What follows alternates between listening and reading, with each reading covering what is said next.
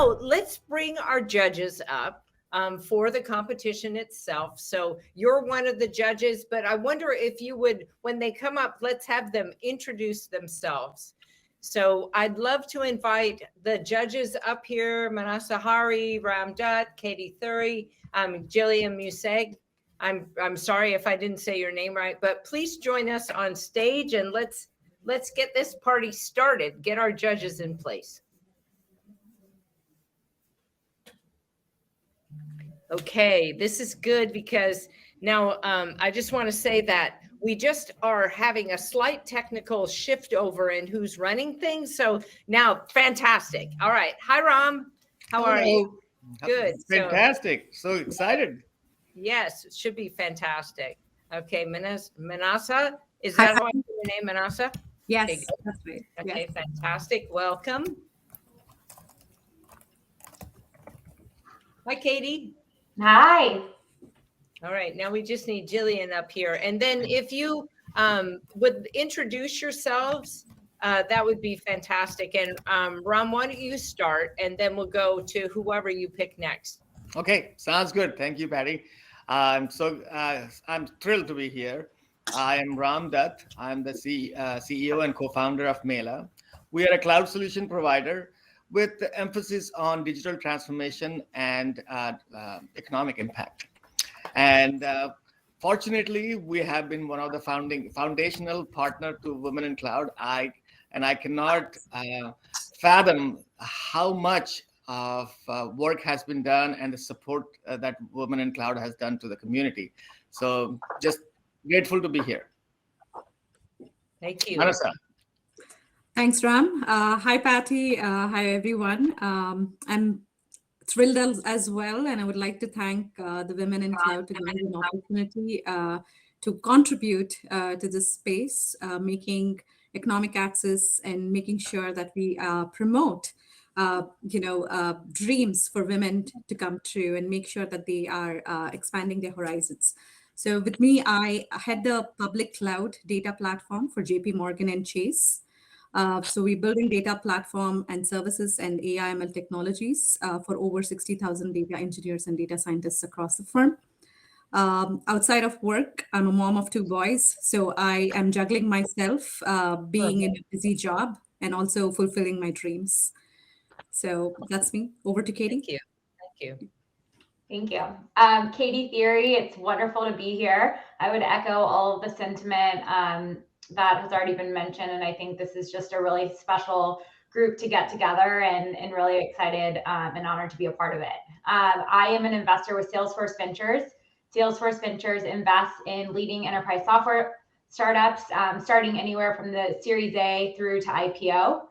So we can lead rounds, we can follow on rounds, and we are a global team. I sit in San Francisco, but we have offices in London, in Japan, and in Australia as well.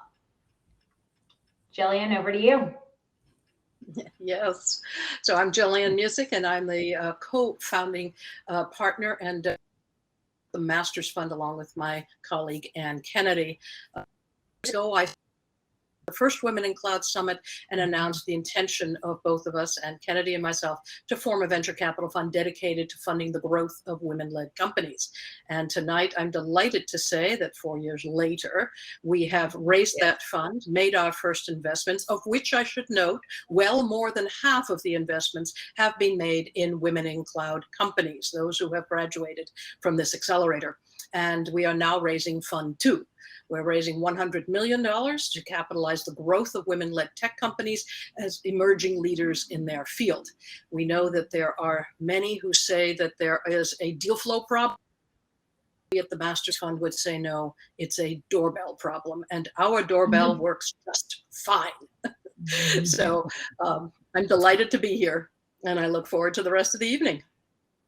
Thank you. Thank you so much. Here's an applause for that. I just brought my applause meter just in case we need a little extra.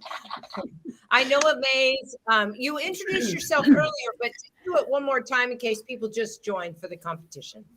Sure, of course. So my name is Ainoa. I'm on the investing team at M12, where I focus on enterprise SaaS and cybersecurity.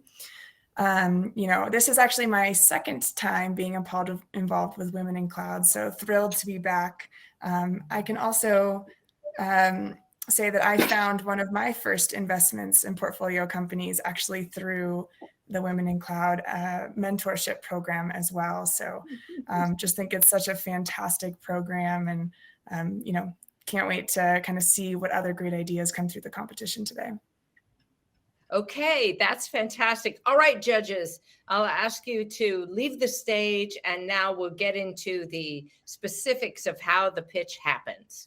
Okay, so here really are our finalists for the pitch itself. These are the company's entrepreneurs who have really, these founders have come and risen to the top. And so the first one, did you want to introduce these, Inoa? Or would you like me to? Yeah, go ahead, please. Okay. Is there anything else you wanted to add before we went into it? I don't think so. Yeah, I mean, we, it's great to see women kind of innovating in such a broad range of enterprise technologies, all making such a big impact. And so we, us judges, we did get a chance to get a little preview of what you guys have been building, and can't wait to kind of hear the larger pitch and see what more we can do. Fantastic. Sure. Patty, I will do the introduction, so I think it would help all of you.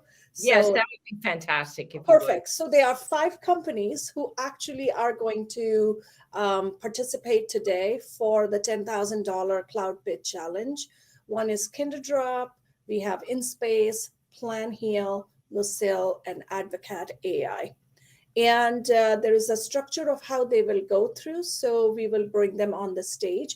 And if you go to the next slide, basically the way the judges are going to judge would be, the scoring rubric is 3 areas. One is the solution uniquely solves the customer need and a business problem. Second, the solution is original and innovative in the enterprise ecosystem. And there is a market opportunity and a revenue stream. So those are the 3 things that you will be judging. Do you all have the form to judge? That's a good question. Yes. And also you in the audience, that are going to watch these pitches, you want to put down those rubrics too. So you have them, does it meet the customer need? Is it innovative in its pros? And also, is it a market opportunity and revenue stream? Okay, Yeah. So get ready. And then each of the finalists will have 5 minutes to pitch. And then we take there's 2 minutes between for each one to just think about, and we'll kind of fill in the gap. You can put some things in the chat about what you're interested in knowing about more, etc. Thanks for coming up here, Chai. Appreciate Yes, it. perfect, Patty. So after each 5 minutes of the pitch, we'll have a minute for the judges to rate, and then we'll bring the another finalist in there. Once it's done, we'll do a deliberation for 15 minutes, and we will go into the lounge, and all of you can network and meet with the entrepreneurs. And then we will come back and do a very cool announcement with Masters Fund, and then we'll also announce the winner of the Global Pitch Challenge. That's the schedule. All good, Patty? All good. Okay. Thank you so much, Chai. Okay, perfect. Okay. Let's get Lucille first. Okay, Lucille Digital. So Humaira Ahmed, the CEO of Lucille, is going to give us our first pitch. So let's bring her. Hi, Humaira. Here we go. Up to you. I'm going to share my screen. And can you just confirm that you're able to see it? We are. Okay. Well, hello, everyone. I'm Humaira Ahmed, founder and CEO of Locale. It's a talent development marketplace to advance women through mentorship, education, and community. I wanted to share a little bit about myself to share why I'm best positioned to do this. I was born and raised in Pakistan. My family moved to North America in 2005, and I was doing software engineering when I moved. I had done 2 years, and I had highest GPA from one of the top schools there. But when I moved to Canada, in Toronto, I found that in the third year that I got transferred to, I was either the only woman in a class of 160 or one of the few ones. And that was the first time I felt really isolated and that there was something not right with the industry. But I moved into communication studies and graduated and ended up working in the tech industry for over a decade. I learned that 56% of the women in the tech industry alone quit their jobs mid-career. Now that is a big problem, and we see this even today. That was a problem that I faced. I have worked for startups to larger organizations, and I have also been part of that resignation. The average cost to replace a mid-career employee is $30,000, and that number is expected to go up. So a couple of years ago, I actually launched a networking app that was focused on connecting women in tech with each other to see how we could really impact and help them develop and essentially retain them. I learned that from thousands of women who were on the app, 87% of them were looking for mentors and just guidance outside of their company. And there's also social proof of that. I am part of some of those groups on Facebook, a platform that is absolutely not designed to provide women with this opportunity of guidance and mentorship and just education and community. So the peak of COVID, when women were leaving the workforce, when COVID was affecting women disproportionately, we launched a technology platform built on Azure. It's a one-stop solution for mid-career women, providing mentorship, educational content, and community. And since the launch, we've actually facilitated over 1,000 hours of one-to-one mentorship, 400 women matched with an NPS score of 94%. And it's because this platform has been built for women in mind. And we'll talk about competition quickly there too, but really excited for our business model too. We have been in the market for over a year. We operate on a subscription model, pricing starting at $200 per user per month. Our primary economic buyer is companies that are looking to develop, attract, and retain their top female talent. And we come in to help build that trust, to provide that safe space outside of their companies through our marketplace. We also have individuals paying out of their pockets or through their company's training and development budget. Our community is our secret sauce. What we've found over the last year is that 30% of our mentees have gone on to become mentors. And each mentor brings more mentors, so they act as a flywheel for growth for us. Don't just take my word for it. We have testimonials. Actually, these are a few of the many from companies that we've partnered with, as well as women who have joined those companies or joined our platform. We also support multiple UN's SDG goals. Goal 4, Goal 5, Goal 8, Goal 10, all really around providing sustainable, inclusive economic growth opportunities, gender equality, inclusive, equitable, quality education. And I'm also so happy to report that 66% of the community is BIPOC. I also want to share just a quick story of how this woman, or maybe not a story, but woman, she's been with us since we launched, so just over a year. She's gone on to go from HR generalist to HR manager, and now she's head of HR. This story is repeatable for millions of women around the world. While there's competition, there's primarily we hear of, mentorship software out there. The challenge is that their growth is limited by the number of women kept, within that company. We don't have that challenge. We are a thriving community and a marketplace focused on women, and I believe we are best positioned to solve this problem. Our go-to-market includes partnering with corporations looking to develop that diverse leadership pipeline, and also through strategic channel partnerships with women's associations and HR firms. Our team knows the problem. We have the background. We have people in all key positions, and we have also scaled up companies before. Why now? The timing could not be any better. We know the stats, and they're deteriorating every single day. So I would love to have more people. My ask is to join our mission. So if you're a woman leader or know of one that aligns with our mission, I invite you to connect with me, join us as a mentor, or if you're a company that is looking to attract That's our time. talent, That's I invite you to connect with me as well. Thank you. You're fantastic. Wow, let's give it up. Thank you. Humaira, thank you so much. That was fantastic. All right. I love that. That was amazing. People are giving you love and in the chat. So we'll see you down below. And thank you so much for that. But if you are just, we just take a minute in between deliberations. So for those of you that are out in the audience, be filling out your scorecards now, and we'll look forward to. And if you want a camera off, go ahead and do camera off and sound off. That would be fantastic. Okay, good. So we're just I want to know, how many of you, I'm curious. So now you're starting to see what it takes to pitch. And so thinking about what it would take for you to pitch an idea, what do you think about when you see someone up here doing that? What do you wonder about, or are you interested in that? Or have you been thinking about joining the accelerator at all? You still have February is till the 18th. Okay, yes. So, and also Humaira put her contact information. So we're just going to have just another 50 minutes. So, in the chat, just engage with me a little bit, because this is very stressful. So I learned this new technique about how you can calm yourself down. So one of them is that if you actually rub your fingers together very slowly, and you concentrate on what it feels like, the ridges in your hand, you will calm yourself down, move yourself in the back part of your brain to the prefrontal cortex. All right, so here's Binal said, business plan. Yes, these things are important. Got to have a business plan. Oh, yes. Wow. Okay, yeah, try that. There are many others that we'll do during this time, because we want to make sure that we're all calm for the next one. Are you ready? For our next finalist that's going to come on stage is Pradnya Desh, the CEO of Advocate AI. Okay, so come and join me up here. 5 minutes.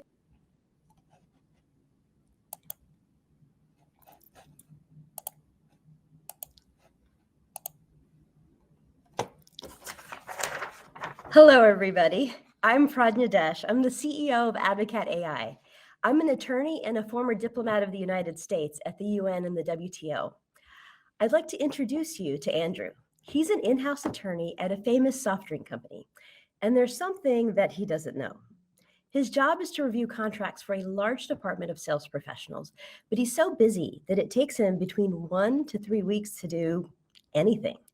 And the entire time, the sales professionals are whispering or complaining that he is too slow and may lose them deals. For them, starting a contract sooner is more revenue for the company right now, this month or this quarter. But for Andrew, his job is to carefully construct every word to reduce the risk for the company. It's important Andrew, not Greg, is going to be fired. Fortune 500 companies have a problem. Legal intake, research, and drafting are not the bottom line of the company. They are an expensive, necessary support function that often slows down the revenue-generating work of the company. But in legal departments, the volume of work is intense, and processes are slow and manual. That is a huge corporate risk. I'm an attorney who's managed legal departments, and I have lived through these pain points. Advocate solves the problem. We automate contract generation and use AI. A person talks and well-researched documents come out, and they can negotiate right on the platform. Sales, product, HR, IP, procurement, really any type of document that a company gives our AI to ingest makes the AI smarter and able to create that same type of document updated with legal research. This is what the software looks like. It's so simple to use, and the AI, automation, legal complexity, corporate approval workflows are all on the back end. So the users instead get a relaxing, expert, we've got you kind of experience. And that's not normally what you feel when you deal with legal documents. So Greg's happy. He's closing deals 1 to 6 weeks faster with Advocate. But what about Andrew, the attorney? That's where you see the real transformation. In one case study, we found that before implementing Advocate, in-house attorneys like Andrew were spending 108.3 hours per month on tasks that we perform for them. On the right, with Advocate, these tasks only take 14 hours per month. That's 94.1 hours per attorney per month time savings for a very expensive corporate resource. A legal department a bit smaller than Microsoft would save $451.8 million by spending $9 million on Advocate. Or to put it another way, we've just 7.7x'd Andrew and improved his accuracy. It works for smaller companies too. And look at Andrew. He looks so happy. Our total addressable market is $64 billion, which is the amount that Fortune 500 companies spend on the tasks that we do for them. Where are we now? We are a Microsoft partner, soon to be on the Microsoft Marketplace. We're proudly on the Women in Cloud Marketplace, and we have several customers, and we have several large enterprise deals under negotiation. We have several patents in process, and this is our moat. Advocat is the only company that uses conversational input, analyzes contracts, does legal research, and generates complex legal documents in a position that is protected by patents. Advocat significantly reduces cost, improves accuracy, reduces risk, and generates value from contract data. 80% of Fortune 500 companies do not use a complete contract management system at all. Our AI is smarter because it uses a knowledge graph to model legal concepts and contracts, and it uses Azure Cognitive Services to extract user intent. And then we enrich the knowledge graph to perform legal research. We target mid-sized to enterprise companies, but we will also be adding a self-service for smaller companies on the Microsoft Marketplace. We're on track for $1.2 million this year and plan to hit $91 million in 2026. We win a lot of awards, and my ask to the judges is please vote for us. We would really be honored to win the Women in Cloud Inspire Pitch Competition. And my ask to everyone is please set up a demo. I would love to hear from you because this community is the best. Thank you. Wow, fantastic. All right. Thank you so much, Pradnya. That was so great and succinct. Beautiful. Okay. All right. Thank you. And we'll see you a little while later. Now, for those of you, I want to make sure that you in the audience are studying and ranking on your rubric, right? The solution uniquely solves a customer need and business problem. That the solution is original and innovative in the approach to solve enterprise market needs, B2B, and there's a market opportunity and revenue stream potential. We just love to see like the linkages, so how they're linked together. I wonder, don't you think it's inspiring to watch them do this pitch? I am just totally inspired by this. I wish I had an idea. Great presentation, great job. Lots of kudos you're getting in here. Fantastic. And I wonder, would you consider, doing a pitch? How many of you have ever done a pitch? Put something in the chat if you've ever had to pitch something. Any pitches? People done pitches out there before? You have. All right, Queen, you better put in what kind of pitch you did so we know. The pitches. I had to do a pitch about $1 million business, make mine $1 million business. I did get awarded the prize. And so it was fantastic. All right, good. All right, so the countdown's finished. I've enough time filling. Let's bring up our third finalist is Elena Beloshapkova, the CEO and founder of InSpace. Hi, Elena. Okay. Hello. How are you doing? Hi, everyone. My name is Elena, and I'm a CEO and founder of InSpace. We help companies transform their existing office spaces into hybrid ones. Our market grew 300% just, this pandemic. And right now, every large company and 74% of all companies in the United States are transitioning into hybrid style of work. And we help them during this really challenging process. At the same time, we help them save up to 50% on rent, and we also improve collaboration by 65%. We recently raised our seed round. It's going to be announced on TechCrunch next week. And during this fundraising process, at least one lead investor told us that they're not going to invest in us because I'm a woman, and another lead investor told us that they want to invest in me because I'm a beautiful woman. So I just wanted to say a couple of encouraging words for my fellow female founders. Please don't let it discourage you. It's all going to work out. So let me start by sharing my presentation. And I believe I have some technical difficulties. I'm so sorry about that. So let me just continue. So we are up to $46 billion market. We work with largest enterprise customers. We also work with mid-sized companies and with a lot of S&P as well. Our average customer is a mid-sized company with 250 employees with an average check of 54K ARR. Our smallest customer has just 18 desks, and our largest customer has over 300,000 employees. We work on US market. We also work in Europe, in Australia, and even some countries in Asia, with our main focus being on East Coast. We are a team of 25 people, and our team is growing like crazy with our new funds. In this process, we also developed a strategy that allowed us to grow so fast. We developed really strong partnerships with some key players on the market. We signed partnerships with companies like Jones Lang LaSalle, Colliers, CBRE, and recently Ernst & Young that allowed us to sell not just directly to these clients, but also through a wide network of channel partners. And not just real estate companies, also architects, space planners, other furniture companies, and other players of this market. So our goal is to grow to 300 million in ARR in the next 5 years. Our investors really want us to grow to 750. They do believe in this market and this amazing opportunity. I'm more on a conservative side, so my plan is just 300 million, but even 300 million is going to definitely put us into the decacorn category. And in this remaining time, I also wanted to share some of our case studies, how we saved 6.5 million on rent for one of the largest banks, just on one location by simply onboarding them and implementing our solution without few weeks. And that allowed them to save 6.5 million while paying us 70K in ARR.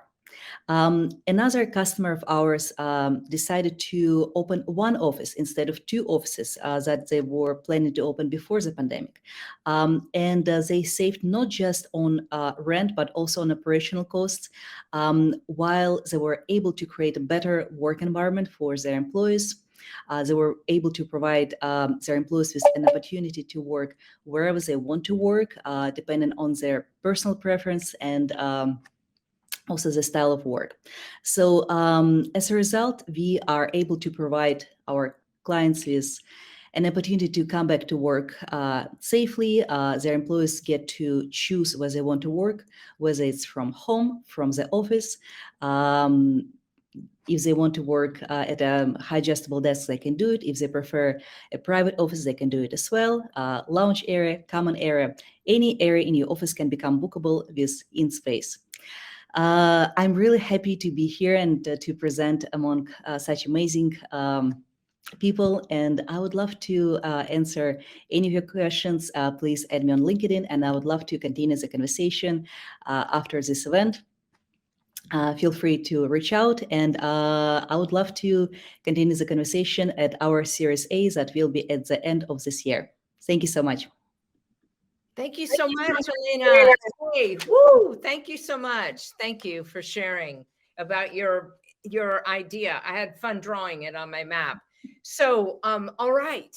I just want to say that during this 1 minute time in between judges, your job really is to, if you can, please score them so that it doesn't take as much time as at the end for people that are waiting. So if there's deliberation, you're prepared. So if you have any issue about scoring in the scoring process, just do a one-to-one chat with Chaitra so that you understand exactly how to do it. So you make sure that you are scoring in between. Okay. All right. So good. So I'm wondering, which of those finalists have you wanted to meet so far? Don't they seem all interesting? I kind of want to know where they got the idea. And then it just seems like there are so many opportunities in there that it's going to be very cool. So put in the chat who you would like to meet, because, you know, we do have that networking time when they are doing the scoring. So put in there who you'd like to meet if you'd like to meet someone. All right, time's up. Going to move on to our next finalist, Tammy McMiller, CEO of Planned Heal. Come on up, Tammy. Can't wait. All right, you ready? Yes, I'm ready. Thank you for inviting me here tonight. All right, everyone, can you see my camera, my screen? No. No?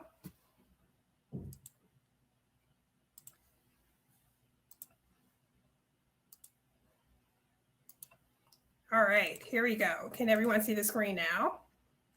Yes.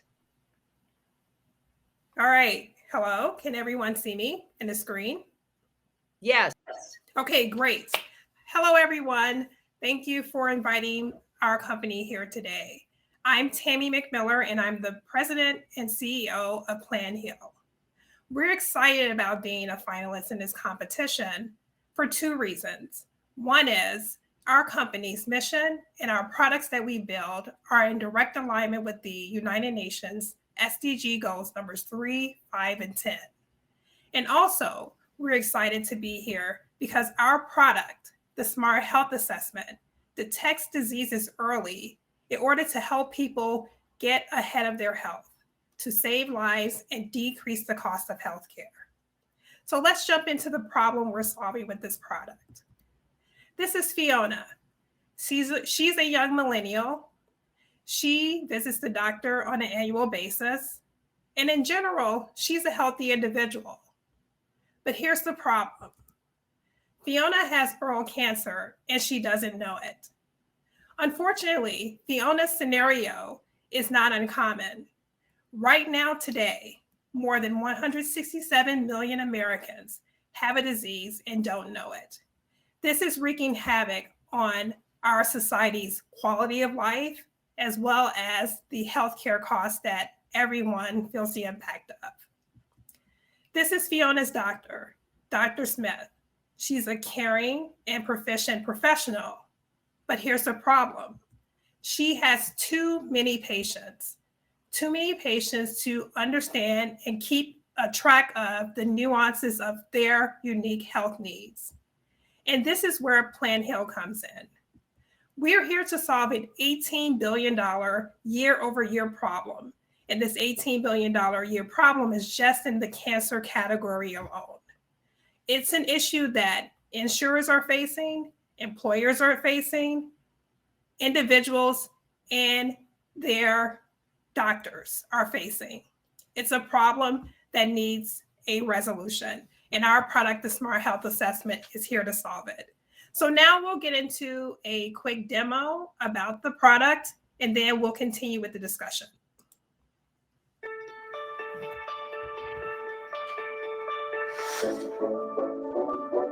Meet Fiona and her care provider, Dr. Smith. They use the Planned Heal Smart Health Assessment to monitor Fiona's health for earlier disease detection and to decrease the cost of care. Using the Planned Heal Smart Health Assessment is more efficient for the patient and doctor. Here's how it works. Fiona's doctor prescribes Fiona a secure link. Fiona registers and starts answering questions weekly to develop a personalized health assessment that is unique to her needs. Fiona and her care provider can review her results monthly to identify the best care plan for her health needs. The Planned Heal Smart Health Assessment, earlier detection to increase better health outcomes.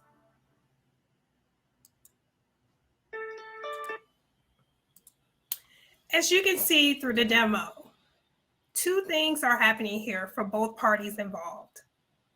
Fiona's care provider can now have a more efficient overview of her health. Fiona can also have a better understanding of her health. She and her doctor can now partner in order to detect diseases earlier, in order to get in front of late-stage detected diseases. We're here to help these two individuals along with employers and other caregivers. Our beta test users have reported that 90% of them had a more engaging conversation with their doctors. 85% of our beta test users reported that they received health tests and exams that they had not received during previous visits. These stats alone align with our mission, which is to help find and detect diseases earlier in order to get the right treatment at the right time. Our product is a software as a service that has a monthly subscription, where our client pool includes healthcare systems, retail pharmacy clinics, which are the new frontier of healthcare, insurers, as well as employers. Our projected annual income for year 2022 is $600,000. Starting year 2023, we have a projection of 1 million ARR. And by year 2026, time is up. And your time is up. Thank you so much. Thank you, Tammy. Excellent. Thank you very much. Thank you. What a great presentation. Okay. All right. Now we're getting down to the wire. We just have one more finalist after this. I just love it. Okay. So let's see. Now we've got our countdown timer for a minute. So I haven't heard anything from any of you, but who are you interested in learning about their solution a little more deeply? Who would you like to interview and find out more about it? So to even, or you can even put some questions in the chat. Anybody have any questions? I kind of want to see how it works, all of them, don't you? I'm interested in seeing, like, I want the full demo of each one of them. I want hands-on experience. This is what I've learned here today. You know, it's better to get in there, dig around, get your hands dirty, then figure out, oh, that would be good. And which one would you invest in?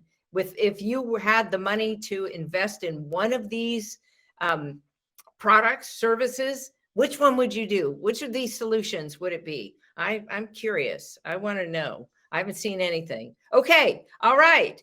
Our last finalist is Agnes Land, CEO and founder of KinderDrop. Can't wait, Agnes. Are you ready? Here we go. Are you seeing my screen? Yes, we can. All righty, let's go.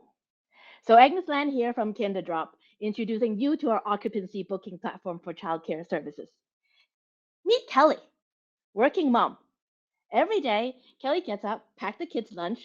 Kelly's husband drives the older kids to school, and grandma swings by to take care of the baby. But what if grandma has a car appointment? What a headache. Believe it or not, that's actually a nice problem to have because childcare is a business issue.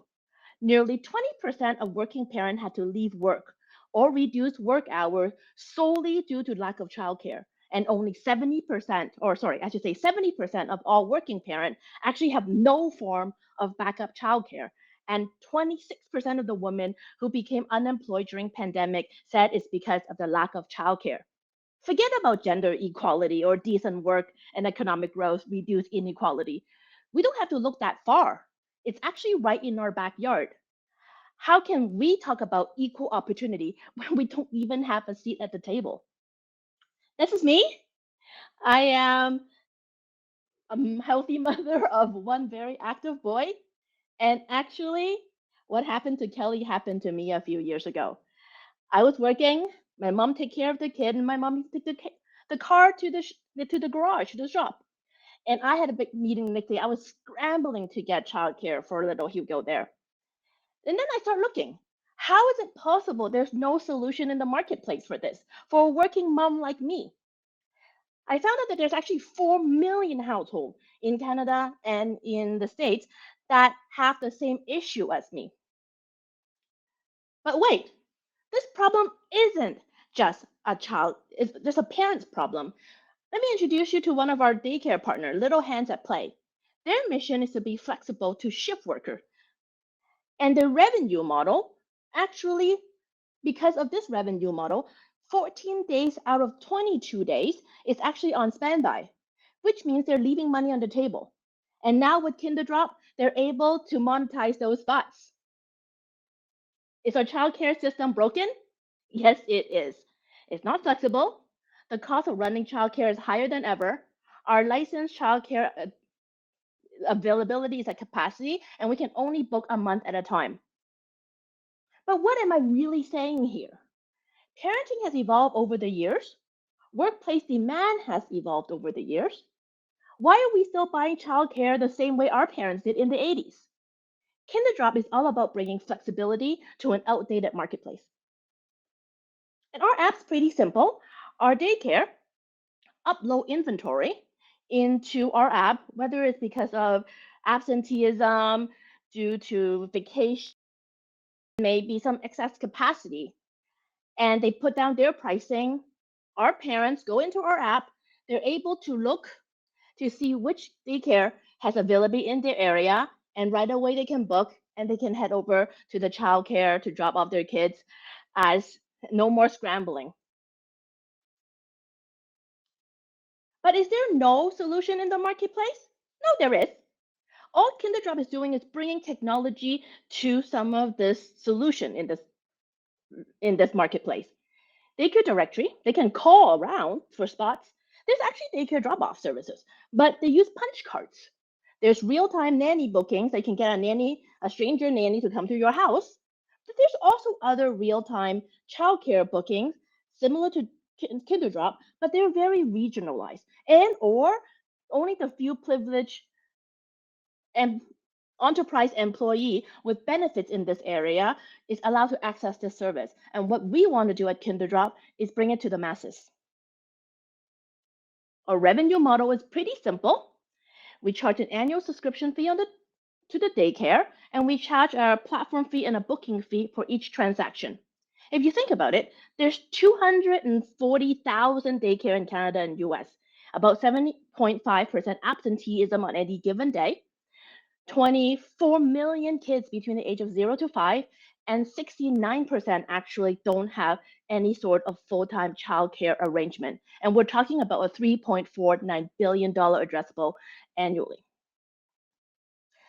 But we don't want to stop there. We want to build a parenting ecosystem. And today, I ask the community to join me in action. We ask you to jump in with both feet, lean in to help your fellow mom to babysit, or spot that kid in the corner of a library and ask them to join you in circle time. Parenting isn't easy. It's a village, and we want you to be a part of our clan. All right. Thank you so much. Woo! All right. Big finish. Thank you. Okay. Now I'd like to ask you to leave the stage, and I'd love for the judges to come back. Now, what happens now is the judges get to ask each finalist a question or two about their product to find out any more, help them with the deliberation. So judges, please come back onto stage and then let me know who you would like to see first. Okay, so we'll bring them back up. Meanwhile, I'll just remind you, Kinderdrop, InSpace, Planned Heal, Locale, Advocat AI. All right, here we come. Excellent. Thank you for coming back in. Ram, looking for you. All right, Katie, nice to see you. Jillian. All right, we're just waiting for Ram, then we'll be ready. Put your hand up, Ram. There he is. Okay, all right. Who would you like to see first, and what question do you have? Who would you like to see first? I have a question. You did? Yeah, that would be great. And I have a question for LaSalle, the first one.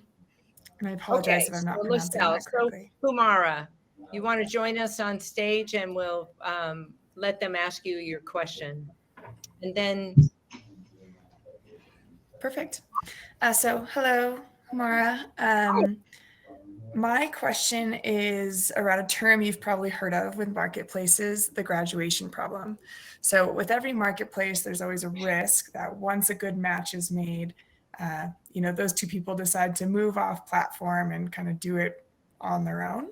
So how are you thinking about that with your own platform? How are you keeping good mentors and mentee matches on platforms? Yeah, that's a great question, and which is why we've designed our platform to address that from the beginning. What we have found is that we essentially build a roadmap for people. Because we're a development platform, people can move from goal to goal. They also find that they're able to stay more accountable. Mentors also want to continue to give back and connect with diverse group of people, right? So if they don't do it through us, they know that they risk either joining our platform or get burnt out with so many matches, or they're just not able to even see and track their growth. Another thing we're actually building this coming quarter is having that feedback loop, so that mentors can enter in the feedback they have, as well as mentees can keep on coming back to see what conversations they had. So providing that structure, that guidance, and being able to track their growth and progress, same for mentors, it just provides that kind of that sticky experience for them. Okay, good. Thank you very much. Thank you so much, Humaira. Okay, good. All right. So let's bring Pradnya up on stage and we'll ask her a question. So Humaira, if you want to go down, that'd be great. Thank you. Just camera off, mic off. Okay, Pradnya Desh for Advocat AI. Okay, Pradnya. Hi. Hi. Oh, go for it, Ram. Sure. Oh, you had a question? Go for it.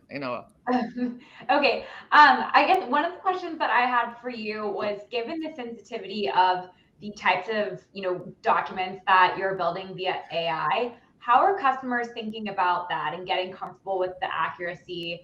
Early stage company coming in, buying this product, and feeling like this is going to be as good from a technology perspective as the gentleman in the I forgot his name, George, I think, that you're replacing. Well, we're not replacing Andrew, which is in fact really important for my colleagues, other attorneys, to know. I get asked that all the time. But what we are doing is that we are built on top of Azure Cognitive Services. And so we use that for legal intents. And also the security part of it is very important to us. And we built that in on day one to make sure that every customer has a separate Azure instance for their data, so data never leaks from one side to another.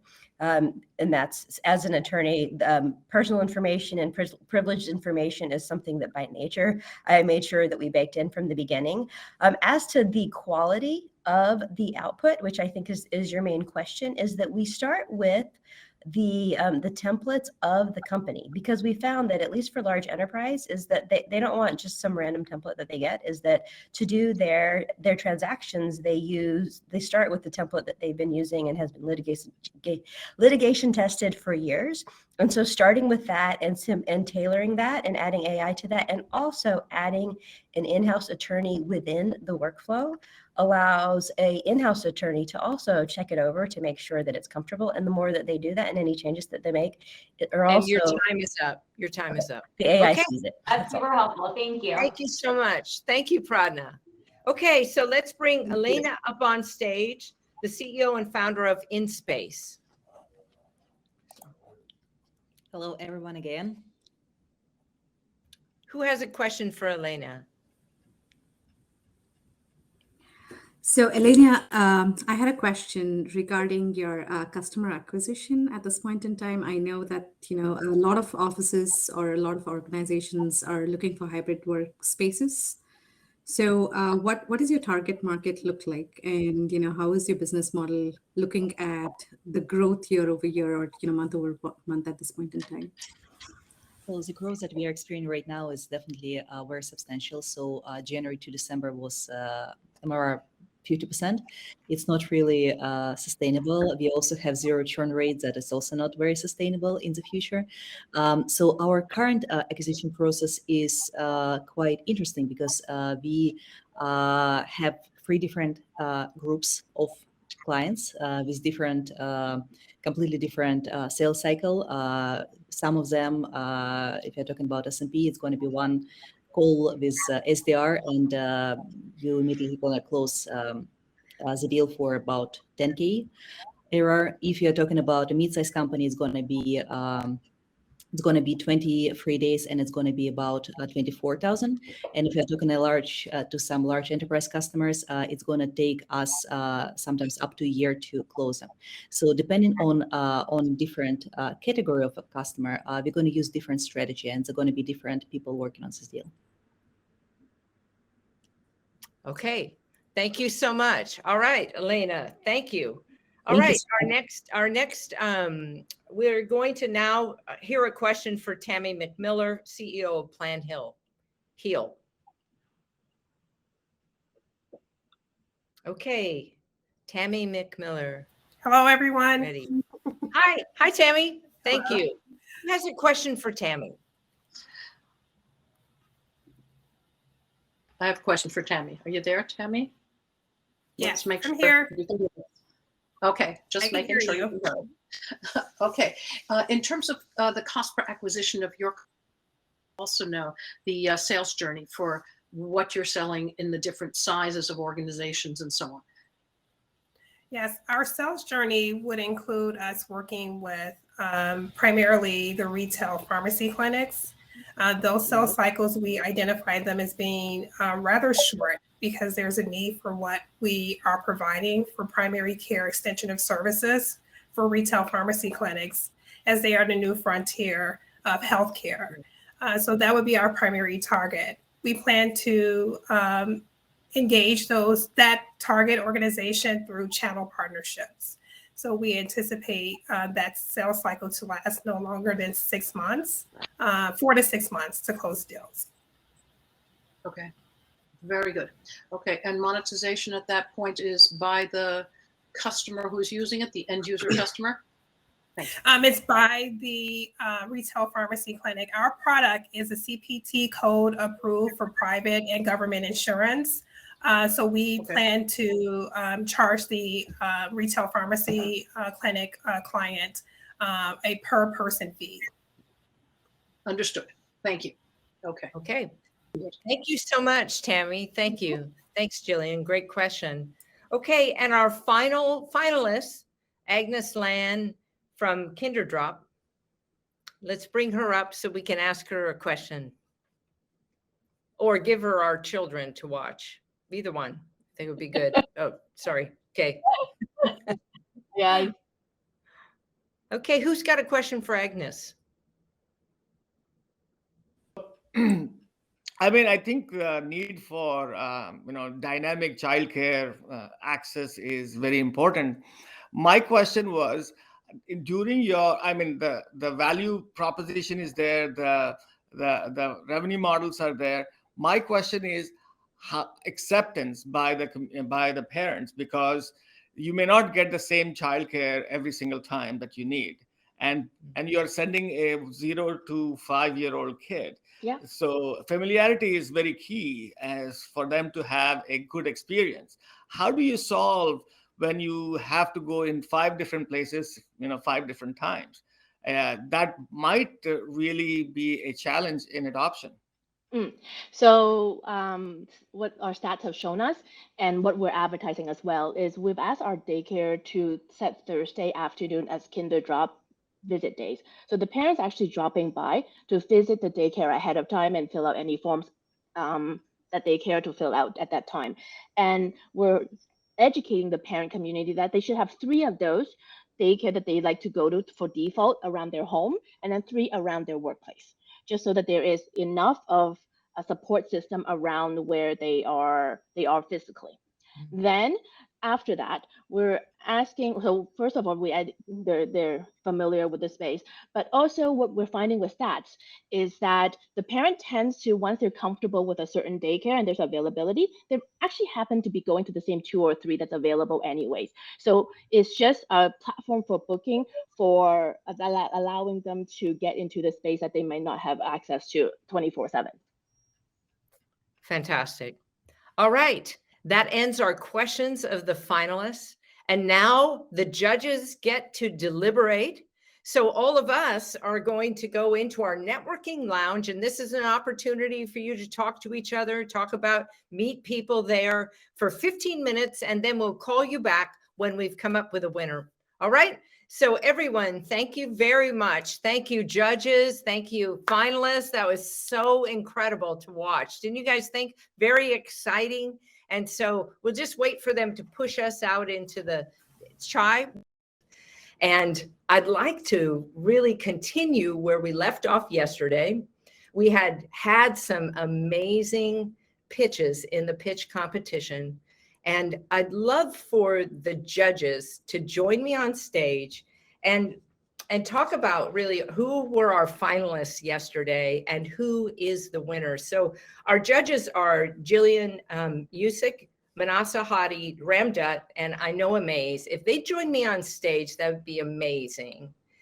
And then we have an accelerator, and in the accelerator, you have the opportunity to pitch your business. And every I think it happens every quarter. Does it, Ram? It happens every quarter. And you're able to win $10,000 doing that. And so yesterday, we got everybody's pitch. It was really good. And then we accidentally were shoved off the platform. So we didn't give about the winner. And so, hi, Jillian. Nice to see you. And Ram and Chai, you're going to fill in here. I can see that. All right. So let's see the slide of who, if you would, who our finalists are. Humaira Ahmed from Locale Digital, Pradnya Desh, the CEO of Avocat AI, Elena Beloshapkova, the CEO and founder of InSpace, Tammy McMiller, CEO for Plan Heal, and Agnes Lan, CEO and founder for KinderDrop. And I can't wait to hear who's going to win here. So I'm going to take myself off camera for now and let you guys. Okay, so yesterday we had an amazing pitch challenge, and each one of them did a fantastic job. So the rubric that we went through was a unique solution in the market. Does it have the revenue potential? And it really solves a unique challenge in the enterprise market. So those were kind of the three things, and everyone did a fantastic job on here. So before we actually announce the winner, I have Jillian and Anne with me here because we are forming a strategic partnership with Master Fund. So Jillian, I would love you to announce the partnership. I think because this is going to be the crescendo effect for the work that we've been doing with the accelerator participants. And then we will announce the winner. How about that? That sounds wonderful. So I'd like to say that on behalf of all of us at the Masters Fund, I'm delighted to share this announcement with Chaitra and with Women in Cloud. So for far too long, women have had far too many hurdles and thick walls and glass ceilings to break through in order to succeed as entrepreneurs. And that's not news to anybody here. 4 years ago, I stood on this stage, not virtually, and it was at the first Women in Cloud Summit, and I announced the intention of my co-managing partner, Ann Kennedy. We are both managing directors at the Masters Fund, and myself. We agreed to form a venture capital fund dedicated to funding the growth of women-led companies. And this morning, it gives me great pleasure to announce that we've raised that first fund. We've made our first investments. And I'd like to note that well more than half of those investments have been made in Women in Cloud companies. We're now raising Fund 2. We're raising $100 million to capitalize the growth of women-led companies and emerging leaders in their field. In forming this collaboration, Masters Fund is going to support Women in Cloud Accelerator programs with capital raise and corporate governance curriculum. We will actively seek to fund the graduates who achieve revenue and other business goals. And we provide pathways and introductions to later stage capital through Masters Fund's global community of investment colleagues.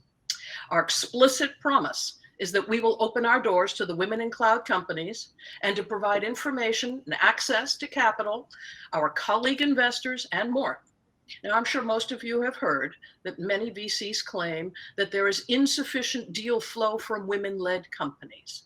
And Anne and I say, it's not a deal flow problem. It's a broken doorbell problem, and our doorbell works just fine.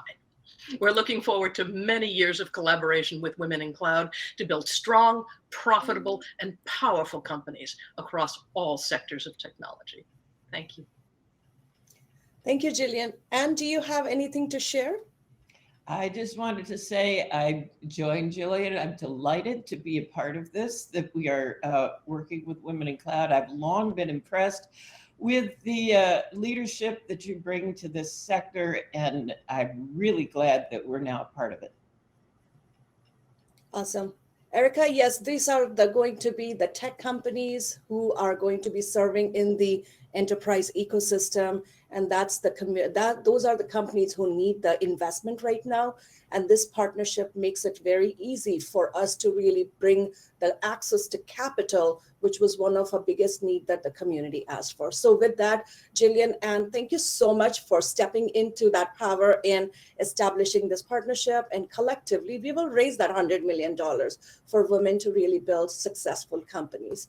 So with that, since all of you are here, are we ready to celebrate the winner of the Cloud Innovate Her Pitch Challenge? So Jillian, Yes. you get to announce the winner of the pitch challenge, and the winner, please come on the stage and share some remarks. So Jillian. So I would like to say that every company here fulfilled the requirements. Every company here exceeded those requirements. So this was, if you will, a hair's breadth race to figure out who would come out on top. I have to mention, for example, Kinderdrop. I have 3 children, right? They're all adults now. But oh my goodness, what life would have been like if I'd had something like that, right? Is it a unique solution? Absolutely. Does it have a market? You think? 51% of the world are women, and many of them have children to tend to, right? These are the kinds of things we looked at. Plan, heal. Suppose you could have found things out sooner. Suppose you could have discussed things with your physicians more clearly, right? This simple changes so many lives, right? In space, low cell, all of these, they're wonderful companies. But today I'm announcing that Advocate AI was the choice of the judges to win today's prize. Let's give a big round of applause to Pradnya and Advocate AI. And Pradnya, please come on stage. We would love to celebrate with you. Yes. Thank you. I am so honored. I really appreciate it. And I just so appreciate Women in Cloud and all the support that this community has for each other. I think we all of the entrepreneurs, everybody here, we all inspire each other. And I'm just so glad to be a part of it. Thank you, Pradnya. Thank you, Jillian. Thank you, Ron, Congratulations for and really well done. supporting. Thank you. Yeah, very well done. And thank you for creating the new economy and also creating jobs for future women too. So thank you for doing that. Really appreciate it. And with that, Patty, I'm going to hand over the baton. And from here, we go to the show. There you go. All right. Thank you all so much. Thank you, judges. And Pradnya, congratulations. That's fantastic. Thank All you. right.